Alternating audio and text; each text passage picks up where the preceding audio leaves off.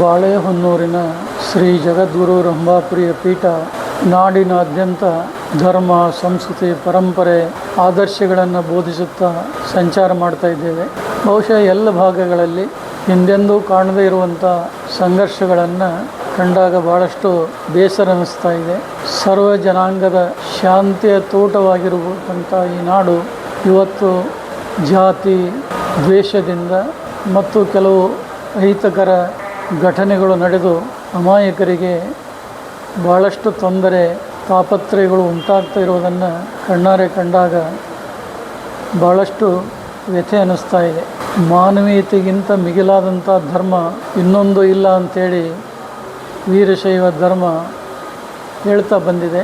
ಸಕಲ ಜೀವಾತ್ಮರಿಗೆ ಲೇಸನ್ನೇ ಬಯಸುವಂಥ ಈ ಧರ್ಮ ಇವತ್ತು ಹಲವಾರು ಆಂತರಿಕವಾಗಿ ಆಗಲಿ ಬಹಿರಂಗವಾಗಿ ಆಗಲಿ ಅನೇಕ ಸಮಸ್ಯೆಗಳನ್ನು ಎದುರಿಸ್ತಾ ಇದೆ.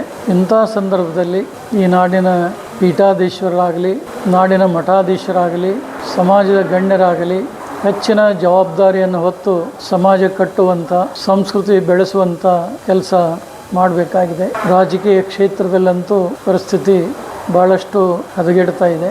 ಇಂಥ ಸಂದರ್ಭದಲ್ಲಿ ಬೆಳೆಯುವಂಥ ಜನಾಂಗಕ್ಕೆ, ರಾಜಕಾರಣಿಗಳಿಗೆ ಯೋಗ್ಯವಾದಂಥ ಮಾರ್ಗದರ್ಶನ, ಸಂಸ್ಕಾರ ಕೊಡದೆ ಹೋದರೆ ಇಂಥ ಸಂಘರ್ಷಗಳು ಎಲ್ಲ ಕಡೆ ನಡೆಯುವಂಥ ಅವಕಾಶ ಹೆಚ್ಚಿದೆ. ಆದಷ್ಟು ಇಂಥ ಉದ್ವೇಗ, ಆತಂಕಗಳಿಗೆ ಅವಕಾಶ ಕೊಡದೆ ಮನಸ್ಸುಗಳನ್ನು ಬೆಸೆಯುವಂಥ, ಸಮಾಜದಲ್ಲಿ ಆಗುವಂಥ ಅಹಿತಕರ ಘಟನೆಗಳನ್ನು ತಡೆಗಟ್ಟುವಂಥ ನಿಟ್ಟಿನಲ್ಲಿ ಪ್ರಾಮಾಣಿಕ ಪ್ರಯತ್ನವನ್ನು ಮಾಡುವಂಥ ಅವಶ್ಯಕತೆ ಇದೆ.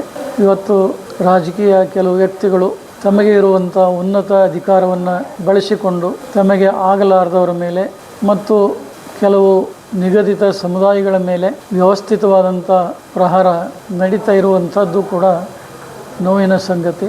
ಅಂಥದಕ್ಕೆ ಅವಕಾಶವನ್ನು ಕೊಡದೆ ನಾವೆಲ್ಲರೂ ನಾವೆಲ್ಲ ಬಂದು ಅನ್ನುವಂಥ ಭಾವನೆಗಳನ್ನು ಇಟ್ಕೊಂಡು ವೀರಶೈವ ಧರ್ಮವನ್ನು, ಈ ಸಂಸ್ಕೃತಿಯ ಪರಂಪರೆಗಳನ್ನು ಕಾಪಾಡಿಕೊಂಡು ಬರುವಂಥ ನಿಟ್ಟಿನಲ್ಲಿ ಎಲ್ಲರೂ ಗಟ್ಟಿಯಾದಂಥ ಹೆಜ್ಜೆಯನ್ನು ಇಡಬೇಕಾಗಿದೆ.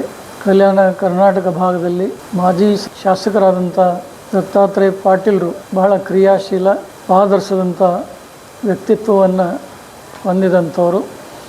ಯಾವಾಗಲೂ ಜನರ ಮಧ್ಯದಲ್ಲಿದ್ದು ತಮ್ಮ ಅಧಿಕಾರದ ಅವಧಿಯಲ್ಲಿ ಭಾಳಷ್ಟು ಜನಹಿತ ಕಾರ್ಯಗಳನ್ನು ಮಾಡಿದ್ದಾರೆ. ರಾಜಕೀಯದಲ್ಲಿ ಏಳು ಬೀಳು ಇರುವುದು ಸಹಜ. ಅವುಗಳಿಗೆ ಅಂಜದೆ ಅಳುಕದೆ ಗಟ್ಟಿಯಾದಂಥ ಹೆಜ್ಜೆಯನ್ನು ಇಟ್ಟರೆ ಮತ್ತೆ ಒಳ್ಳೆಯ ಅವಕಾಶ ಅವರಿಗೆ ರಾಜಕೀಯ ಕ್ಷೇತ್ರದಲ್ಲಿ ಪ್ರಾಪ್ತ ಆಗೋದರಲ್ಲಿ ಯಾವುದೇ ಅನುಮಾನ ಇಲ್ಲ. ಅದಕ್ಕೆ ಯಾರೂ ಕೂಡ ಅವರ ಅಭಿಮಾನಿಗಳು ಧೃತಿಗೆಡದೆ ಒಂದು ಸಂಕಲ್ಪ ಶಕ್ತಿಯನ್ನು ಹೊಂದಿ ಅವರಲ್ಲಿರುವಂಥ ಕ್ರಿಯಾತ್ಮಕ ಶಕ್ತಿಯನ್ನು ಬೆಳೆಸುವಂಥ ಕೆಲಸ ಮಾಡಿದರೆ ಭಾಳಷ್ಟು ಒಳ್ಳೆಯದಾಯಿತು. ಅಂಥ ಉತ್ಸಾಹಿವ ರಾಜಕಾರಣಿಗಳ ಮೇಲೆ ರಂಭಾಪುರಿ ಜಗದ್ಗುರುವರ ಆಶೀರ್ವಾದ ಯಾವಾಗಲೂ ಕೂಡ ಇದೆ ಅನ್ನುವಂಥ ಮಾತನ್ನು ಈ ಸಂದರ್ಭದಲ್ಲಿ ಹೇಳಲಿಕ್ಕೆ ಮರೆಯೋದಿಲ್ಲ.